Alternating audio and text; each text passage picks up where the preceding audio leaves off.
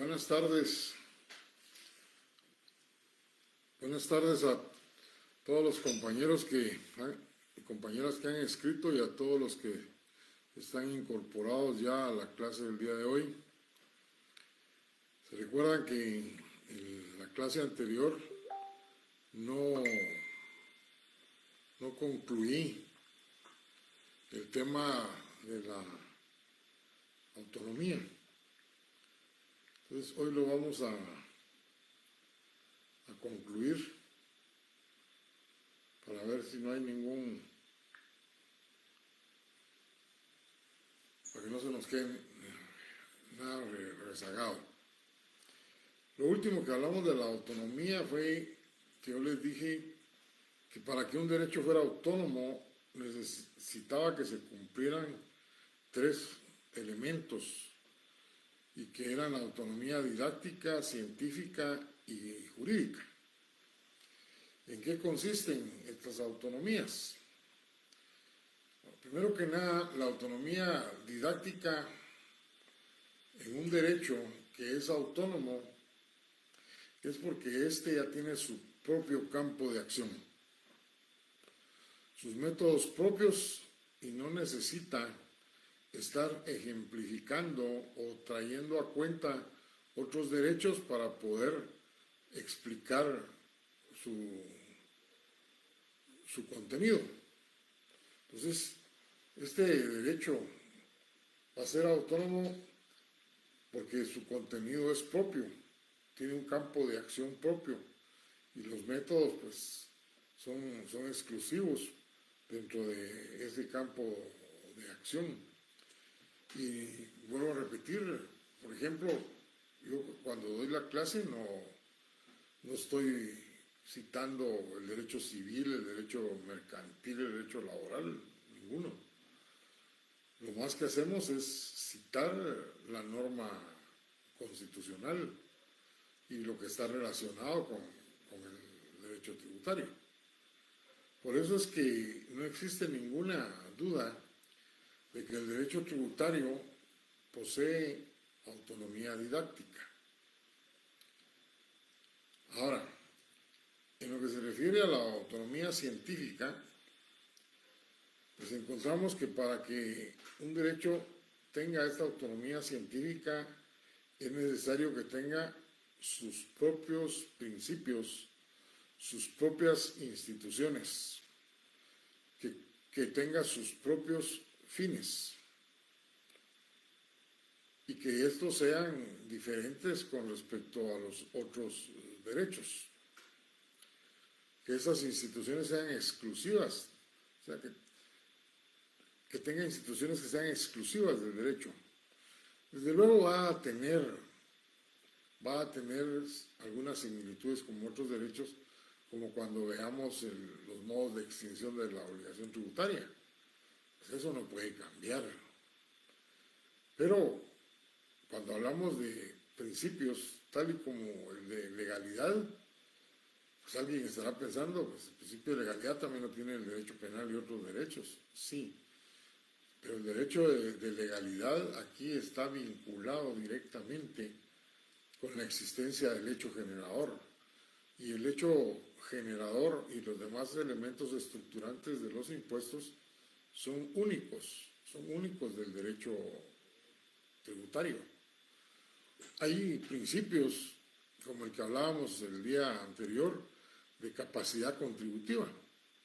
Ese principio no lo van a escuchar ustedes en ningún otro derecho, ni aun cuando recibieron el curso de economía, porque yo me recuerdo que hay un curso de economía. Digo esto en virtud de que, como es un principio que tiene que ver con cuestiones financieras, sin embargo es algo exclusivo del derecho tributario, tal y como lo es también el de no confiscatoriedad. ¿Se recuerdan que hablamos de ese principio de no confiscatoriedad y decíamos claramente que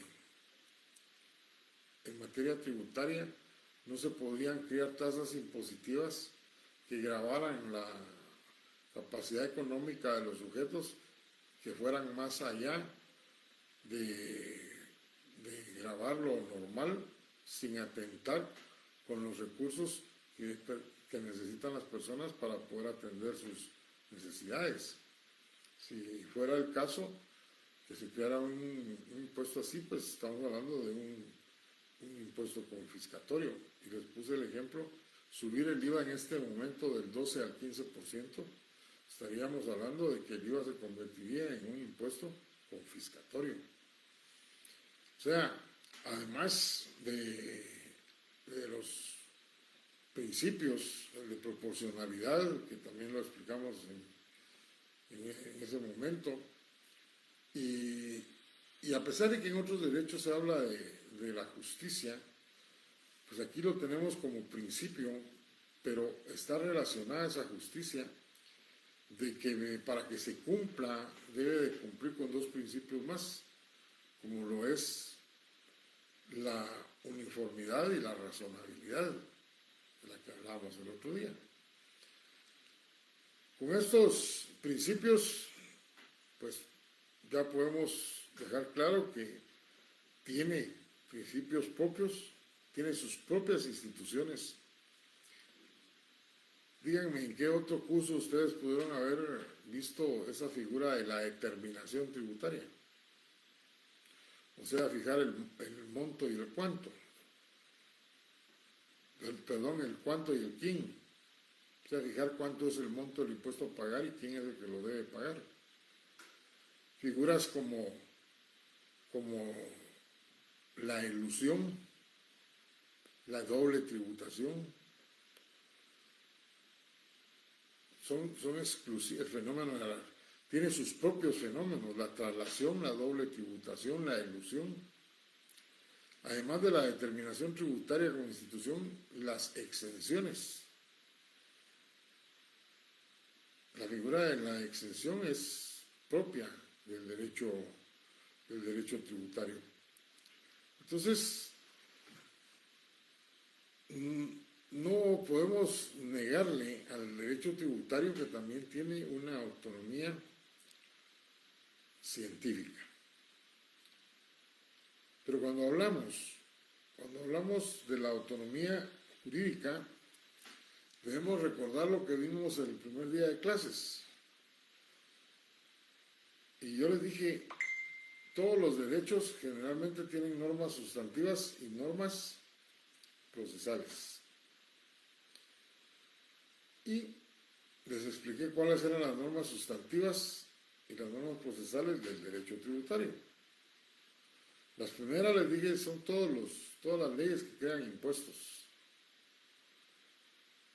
Y las segundas son los procesos, son los procedimientos que permiten hacer que se cumplan las normas sustantivas. Si me miran viendo para un lado es porque están entrando mensajes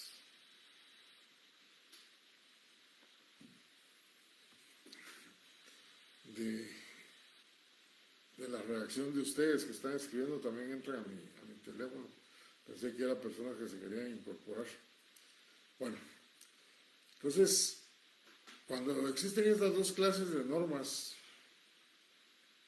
en un derecho, pues tiene autonomía. El derecho tributario en general, pues tiene esas normas sustantivas porque donde todos los lugares del mundo, los estados necesitan de recursos para poder cumplir con sus fines, y para eso es que crean los impuestos. Y estas normas son las de carácter sustantivo, pero también establecen procedimientos, como por ejemplo para fijar el monto del impuesto que se tiene que pagar, o para hacer valer sus derechos el sujeto activo o el sujeto pasivo cuando se incumple con las disposiciones sustantivas. Esas son las procesales. Hablábamos del contencioso tributario y del económico coactivo, ¿se recuerdan? Bueno, pues todo eso lo tiene el derecho tributario. Pero la pregunta que nos debemos de hacer es ¿cómo podemos hablar de autonomía en el derecho tributario guatemalteco? O sea, Si hablamos del derecho tributario en general, pues es un derecho que tiene autonomía. Se ha independizado a pesar de las corrientes que hablamos el otro día del derecho financiero. Desde luego, en países en que se den casos como el que vamos a hablar ahorita de Guatemala, pues esa autonomía va a ser parcial. Las dos primeras que hablamos sí las tienen en cualquier lado, pero esta tercera es la de la discusión. ¿Por qué les digo que es la de la discusión? Pues tenemos un código tributario que toda la parte inicial no tiene ninguna discusión, es algo actualizado, pero cuando llega a la parte procesal es donde enfrentamos el problema sobre esa autonomía jurídica, por el hecho sencillo de que el Código Tributario, cuando habla de todo ese procedimiento administrativo que se ve en la SAT, que se tiene que llevar a cabo en la SAT y de que vamos a hablar ya en la tercera parte del programa, pues señala la prueba que los contribuyentes tendrían que presentar para probar sus posiciones. Sin embargo, el Código Tributario, cuando se refiere a la prueba, no detalla las pruebas como otros códigos. Todo lo contrario, en 3 o 4 artículos, el Código Tributario dice lo referente a la prueba. Inicialmente dice se acepta como prueba todo lo que conforme a derecho se permita. O sea, eso es muy amplio. Pero más adelante hay un artículo que se refiere precisamente a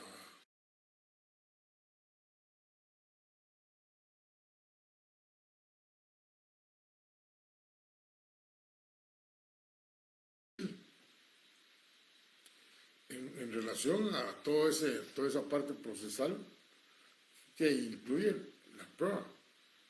En ese momento ya el derecho tributario ha buscado una muleta,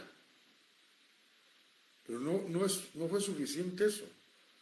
Cuando se refiere al procedimiento contencioso tributario, que es como se le denomina en otros países donde el derecho tributario se ha desarrollado muy bien, aquí no, aquí nuestro Código Tributario le dice recurso contencioso administrativo. Solo ahí pueden ver ustedes ya la relación, la dependencia. Y de nuevo, solo cambia el plazo con respecto a la ley de lo contencioso administrativo. Unos 3 artículos más refiriéndose al contencioso, y luego el artículo de la supletoriedad, que remite al que aplica el Código Tributario en esa materia a la ley de lo contencioso administrativo. Una muleta más. O sea que en materia procesal, el derecho tributario, para aplicarse en Guatemala, necesita de las normativas del Código Procesal Civil y de la ley de lo contencioso administrativo. Eso hace que el derecho tributario guatemalteco no sea autónomo, porque depende todavía de otros derechos. Y recuerden que una corriente habla precisamente de la dependencia con respecto al derecho administrativo. Y ahí tienen ustedes una razón que justifica la posición de una razón más que justifica la posición de esa corriente. Entonces, para concluir este tema,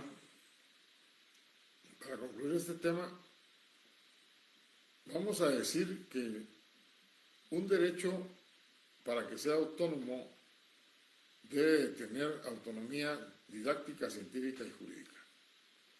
que el derecho tributario en general sí posee autonomía, que es una de las últimas corrientes que mencionamos. Sí posee autonomía. Pero en el caso del derecho tributario guatemalteco, su autonomía no es total, es parcial. Tiene la didáctica y la científica, pero la jurídica no, porque todavía tenemos un código tributario o normas procesales, si lo quieren decir así, que depende o que nos remite a normas de otros derechos como son el procesal civil y mercantil y la ley de lo contencioso administrativo. Y con eso damos por concluido el tema de la autonomía del derecho tributario. Bien, vamos a ver ahora un nuevo punto y que es el que se refiere a las fuentes del derecho tributario. Desde la mañana tengo mi garraspera mera fea, así que la clase de hoy va a ser corta. Este tema es corto, pero solo eso les voy a explicar. Mi intención era de una vez ver los métodos de interpretación e integración del derecho tributario, pero solo voy a hablar de las fuentes para que me quede, porque esa molestia la tengo y no sea que no pueda dar la otra clase. Bueno, al hablar de las fuentes del derecho tributario, es necesario que traigan a su mente cuando llegaron al primer año, fíjense ustedes, al primer año, y desde allí les explicaron a ustedes que las fuentes del derecho, pero estamos hablando del derecho en general, eran las fuentes reales, las fuentes históricas y las fuentes formales, ¿se recuerdan? Y que dentro de las fuentes formales estaba la jurisprudencia, la costumbre, la doctrina y la legislación. ¿Sí? Bueno, yo no voy a explicarles todas esas fuentes de las cuales ustedes en otros derechos las volvieron a ver y se las saben mucho mejor que yo. Pero vengo a colación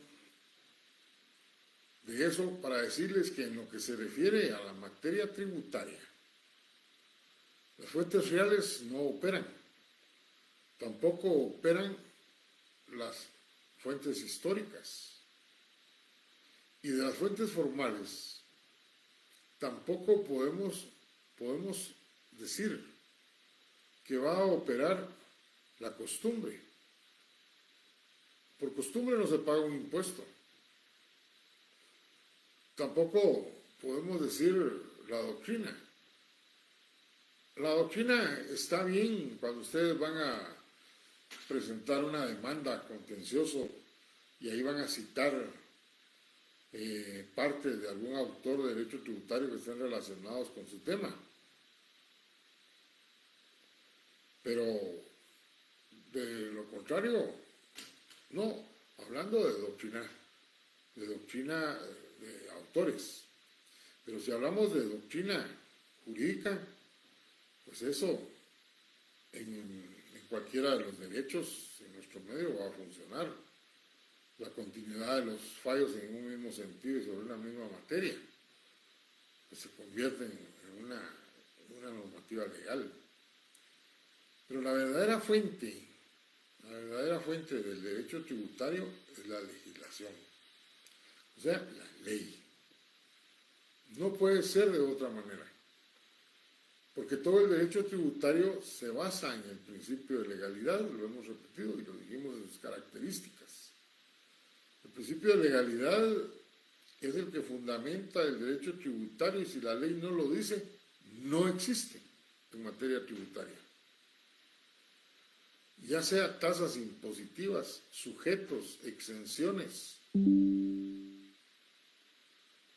No existe si la ley no ha detallado. Y eso lo vamos a ratificar cuando hablemos de las lagunas. Pero ya les puse un ejemplo, ¿se recuerdan? ¿Se recuerdan cuando les puse el ejemplo del IVA y el impuesto del timbre con respecto al plazo? Cuando hablábamos de las características respecto a la analogía. Pues, en pocas palabras, la única fuente del derecho tributario es la ley. Y estarán pensando ustedes, entonces hasta ahí llegamos. Ese es el punto del programa. No. Cuando hablamos de la ley, sabemos que existe un orden jerárquico. Y eso es lo que vamos a explicar. Lo primero es la Constitución, la norma constitucional. Esa viene a ser la principal fuente, porque ahí es donde se encuentran los elementos estructurantes, los principios generales básicos, disposiciones reguladoras de la materia tributaria. Y ustedes busquen todos los artículos que tengan que ver con materia tributaria y yo les voy a dar una lista posteriormente y vamos a ver, ustedes hacen la comparación si coinciden o no coinciden esos artículos. Yo se los voy a dar la próxima semana, o sea, tienen el fin de semana para buscarla. O sea, ahí, porque yo les he mencionado algunos, pero hay muchos más que tienen que ver con materia tributaria. Entonces, ahí encontramos esas instituciones, esos principios generales, esas disposiciones reguladoras de la materia impositiva, que son superiores a cualquier otra ley. Ya lo decíamos el otro día, cuando hablábamos del principio de legalidad en el 238, si mal no recuerdo, 239, perdón. Y decíamos, ahí hay elementos estructurantes, ahí dice quién.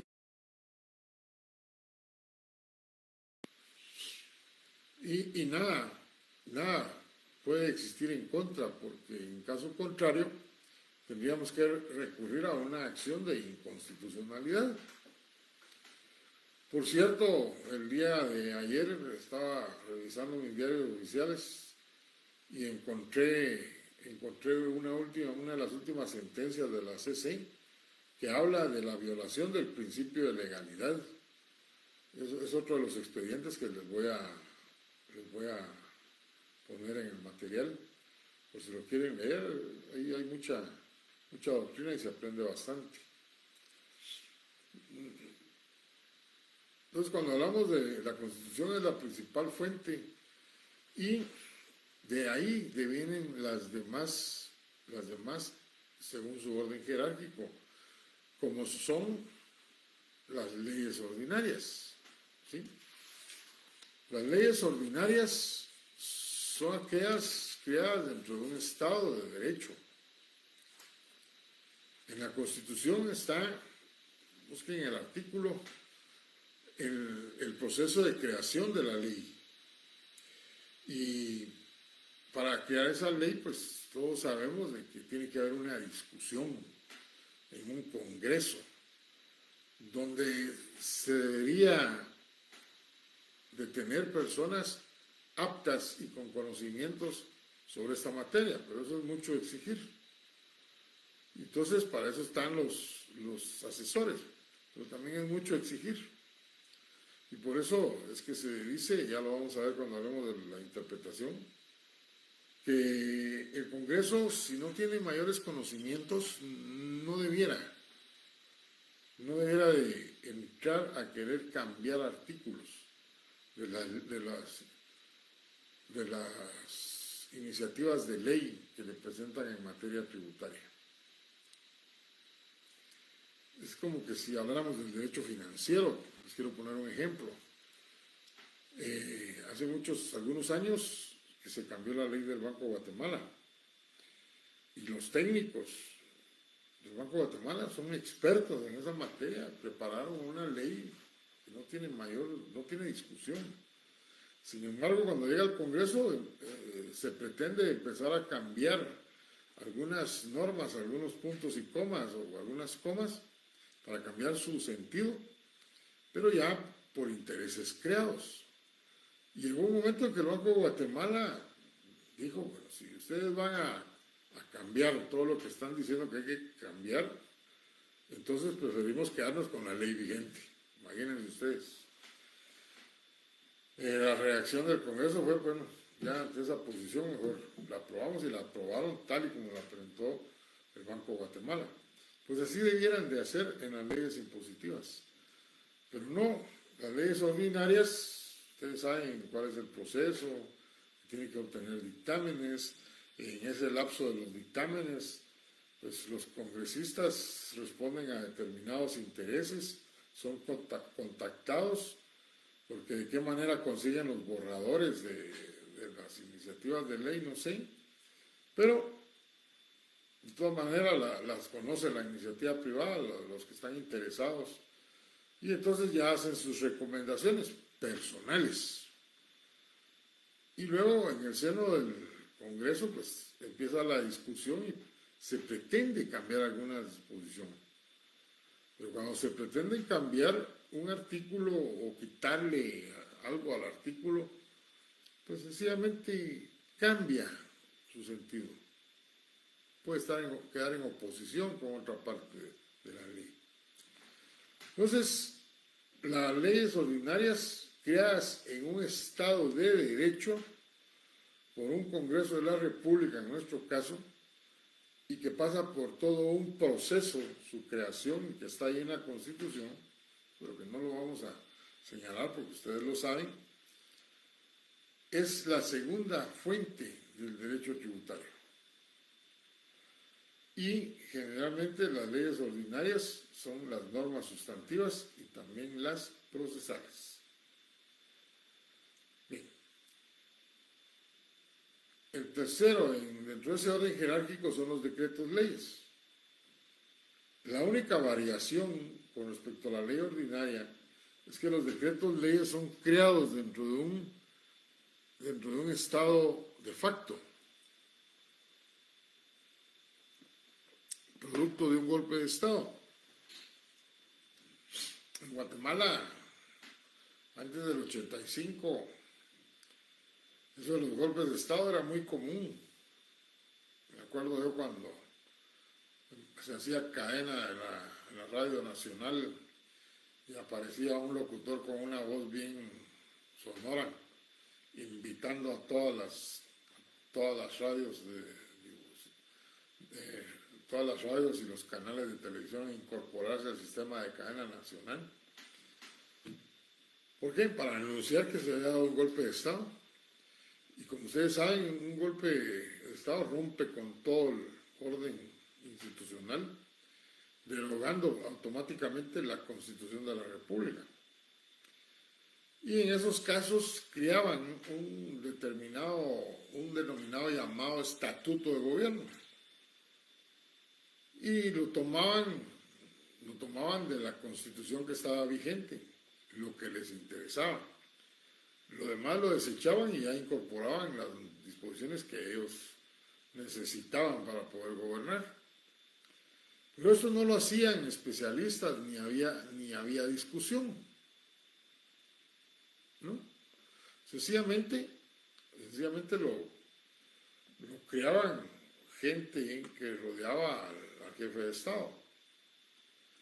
Y por eso los decretos leyes generalmente surgen con muchos defectos, con muchas deficiencias, y que dan lugar en la materia tributaria a mucha discusión y a mucho litigio. En Guatemala, entonces, los decretos leyes, cuando se daba el golpe, se volvía a la institucionalidad, ese estatuto de gobierno desaparecía, porque ya había los legisladores extraordinarios de una asamblea constituyente creado la nueva constitución. Y la pregunta es, ¿y los decretos leyes creados? Pues la constitución nueva es la que dice cuáles son derogados y cuáles quedan vigentes. Yo me recuerdo que la gente soñaba con que la nueva constitución dijera que se derogaba el decreto ley del IVA. Porque si ustedes no lo sabían, En Guatemala por primera vez existió el IVA a través de un decreto ley cuando estaba de jefe de Estado el general Ríos Montt. Sin embargo, el análisis del Ministerio de Finanzas que estaba vigente fue que a través del IVA se estaban captando muchos recursos y que ya esos recursos estaban incorporados dentro del presupuesto y que no podía desaparecer, convenciendo a la Asamblea Nacional de algo que sí era cierto. Y por eso quedó vigente el decreto ley que creó el IVA. Desde luego, este ya fue derogado, tenía muchos problemas.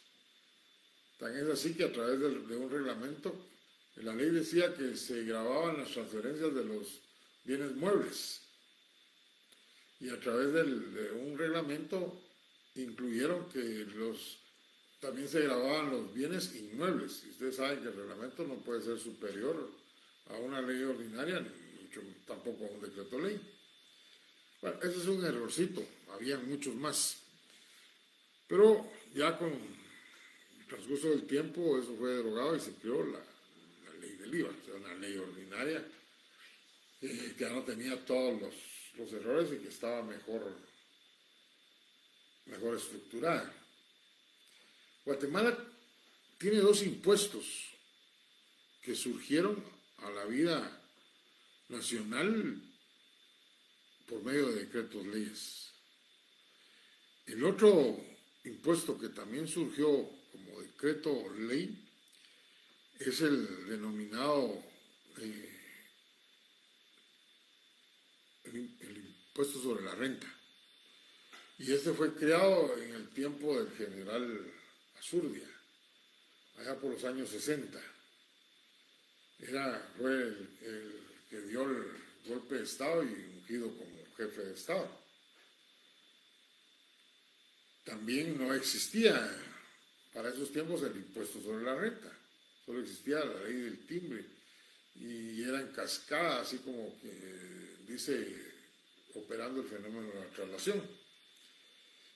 Y el IVA aquí en Guatemala surgió no porque lo quisieran imponer los que estaban dirigiendo el país, el general Ríos Montt y todos los que lo acompañaban en ese mandato, sino que cuando se dio el golpe de Estado, todas las instituciones de crédito internacional mandaron su mensaje de que todos los créditos que se estaban tramitando quedaban suspendidos y que todos los nuevos créditos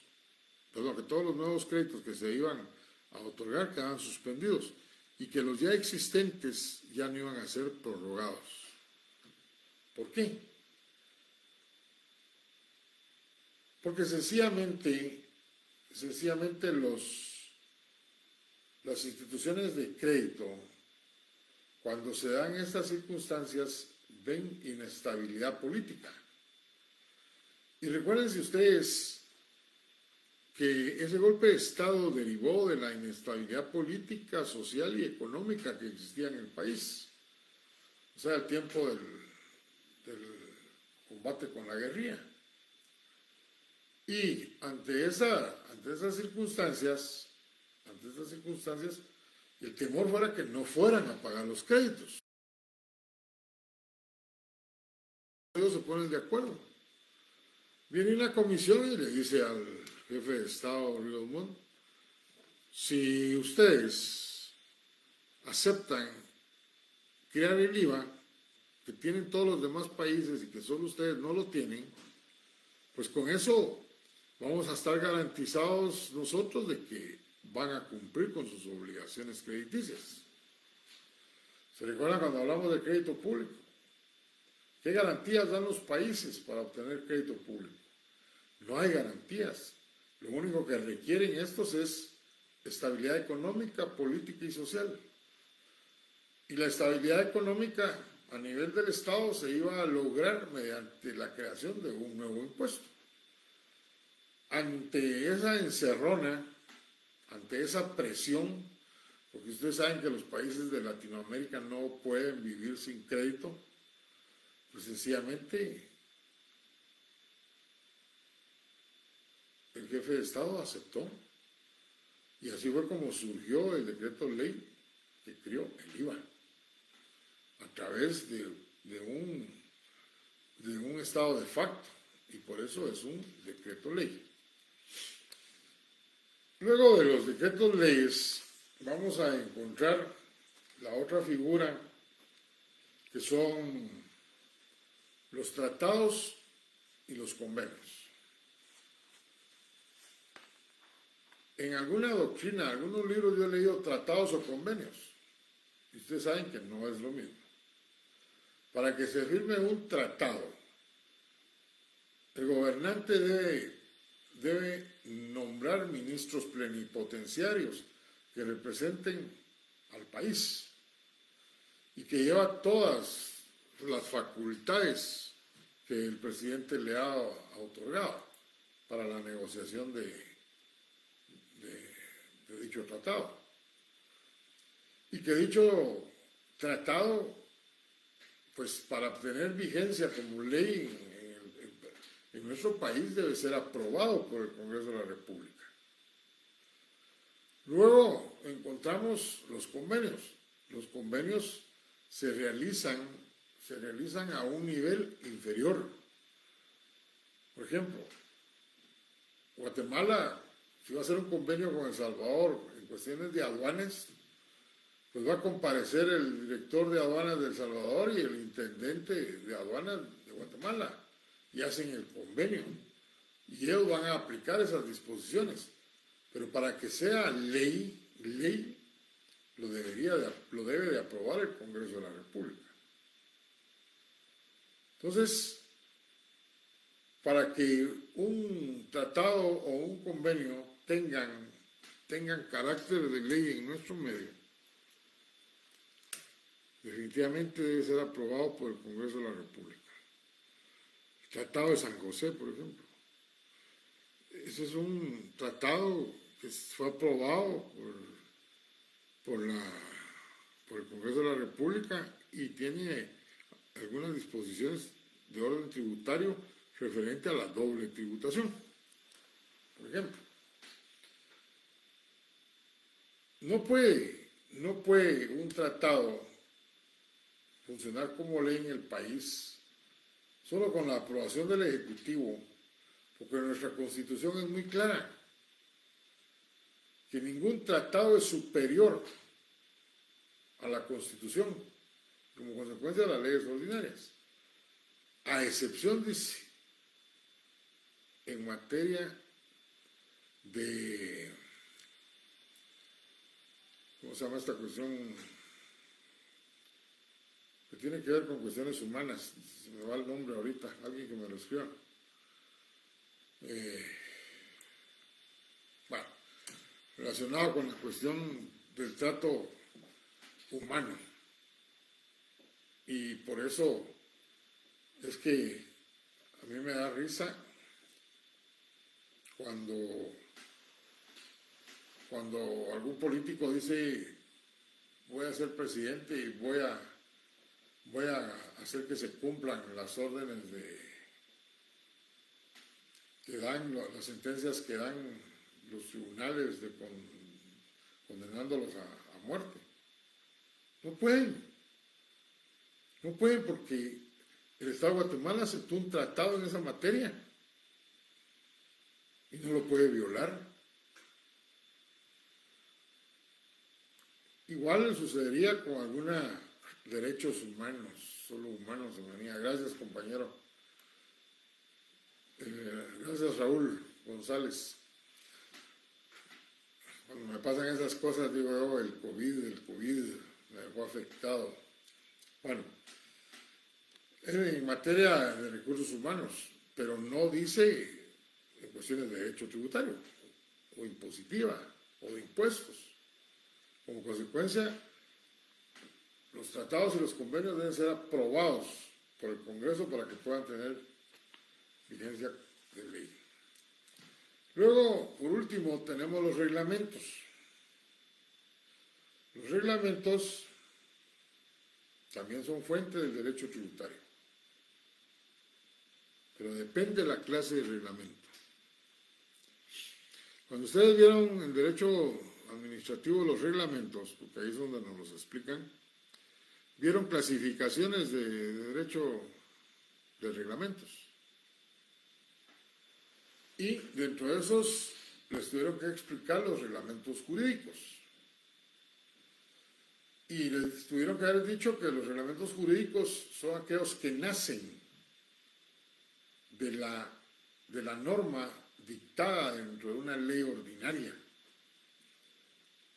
donde se le fija un plazo al Ejecutivo para que establezca el reglamento y pueda aplicarse en forma efectiva la ley impositiva. Pero en esas clasificaciones dijeron hay reglamentos administrativos y reglamentos jurídicos. Y entonces nosotros vamos a aceptar como reglamentos, como fuentes del derecho, cuando hayan tenido su nacimiento en una ley impositiva, como el reglamento del IVA, el reglamento del impuesto del timbre, el reglamento del impuesto sobre la renta. Pero no vamos a aceptar dentro del derecho tributario como fuente el reglamento administrativo. ¿Cómo nace el reglamento administrativo? Pues nace también en el seno del Ejecutivo, al igual que los jurídicos. El presidente de la República puede... Ahorita han existido por montones a través del Ministerio de Salud, reglamentando cuál debe ser la actuación frente a esta pandemia. Puede reglamentar también horarios de oficinas, mientras sean órganos centralizados, por ejemplo, o que vengan a usar uniforme, reglamentar horarios de transporte, si lo tuvieran. Bueno, todo lo que es administrativo. ¿Y por qué lo puede hacer? Porque la Constitución, dentro de las atribuciones que tiene el presidente de la República, le da la potestad reglamentaria, la potestad de crear reglamentos. Pero él no puede crear un reglamento en materia tributaria si no existe la ley tributaria. ¿Por qué? Sería una violación flagrante al principio de legalidad. Que del Ejecutivo surgiera un reglamento para determinado pago de impuestos. Impuesto que no tiene hechos generadores, ni sujetos, ni todos los elementos estructurales, porque no existe. Entonces, claramente vamos a decir que el reglamento es fuente de derecho tributario siempre y cuando sea un reglamento jurídico que haya nacido la orden de su existencia de una ley sustantiva que ha creado un impuesto. Ahora fíjense ustedes que hay una ley, y ustedes ya lo van a ver en el segundo parcial, la ley de herencias, legados y donaciones. Tiene más de 70 años de existir y no tiene reglamento. Y entonces sucede que este departamento de herencias, legados y donaciones, que es el único impuesto que no está bajo no tiene competencia la SAP, sino que quedó siempre en manos del Ministerio de Finanzas, pues ellos, para poder llevar a cabo su trabajo, lo hacen a través de las circulares y de las instrucciones. Y esas solo son fuentes del derecho administrativo, ahí sí. Pero el derecho tributario, la circular y la instrucción no son fuentes. Pero cuando vayan ustedes en alguna oportunidad a entregar un expediente ahí al Ministerio de Finanzas de un intestado que estén llevando a cabo o un testamentario, pues ahí van a encontrar las circulares y ahí van a encontrar una instrucción que tienen que se debe entregar el expediente completo. Y la última instrucción, por tiempos de pandemia es que se debe entregar el expediente completo, pero también se debe entregar una memoria, una USB, grabado todo el expediente. Imagínense ustedes. Horarios para presentar la documentación. Pide usted su audiencia, su fecha para entregar el documento y se la dan dentro de un mes. Y se tardan 2 o 3 meses para resolvérselo. Conclusión, en derecho tributario las instrucciones y las circulares no son fuente de derecho. Pero en Guatemala, para variar, tenemos una excepción. Y esa excepción se da precisamente dentro del cobro, dentro de la administración, fiscalización del impuesto de herencias, legados y donaciones. ¿Por qué no lo tiene la SAT? Se preguntarán ustedes. Porque muy a inicios, o sea, cuando surgió el directorio de la SAT, se creó la SAT, el Ministerio de Finanzas quería trasladar el Departamento de Herencias, pero también el DICABI. Y para ese entonces el DICABI era una dirección que estaba de cabeza. La SAT se negó y dijo, vamos a recibir lo que se refiere al impuesto. Y todo lo que se relacione ese departamento con el DICABI, pues la SAT les va a trasladar la información. No quisieron. Como consecuencia, ese impuesto se quedó bajo la competencia del Ministerio de Finanzas Públicas. Ahí tienen la razón por la cual no está ese impuesto en la SAT. Bueno, compañeros, como les dije, esta clase iba a ser corta. Nos vamos a quedar ahí y los veo el lunes. Y por favor discúlpenme que no vaya a continuar con la clase porque todavía falta media hora. Pero es por lo que les dije para los que llegaron tarde. Tengo un poco de garraspera y quiero dar la clase también en la otra sección. Antes de terminar, me han preguntado los compañeros de qué leyes son las que se van a evaluar en el primer parcial. Bueno, pues las leyes que se van a evaluar son la ley del timbre, la ley del IVA y la ley del IUCI. Ahí tienen las 3 leyes que vamos a evaluar. Empiecen a leerlas, ya la otra semana les voy a empezar a mandar los laboratorios para empezar a que ustedes lo contesten y a resolverlos. Ley del timbre, ley del IVA y del IUCI. Que tengan buena noche. Feliz noche a todos, los que escriben y los que me están oyendo.